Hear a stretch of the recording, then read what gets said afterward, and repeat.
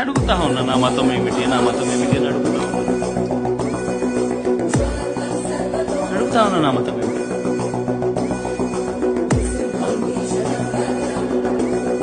నాలుగు గోడల మధ్య నేను బైబిల్ చదువుతాను.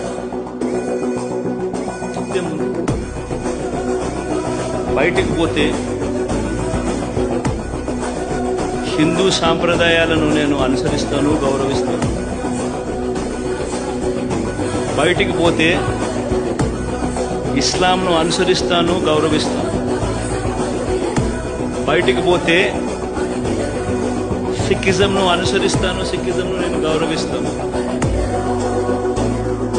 నా మతం ఏమిటని అడుగుతా ఉన్నారు.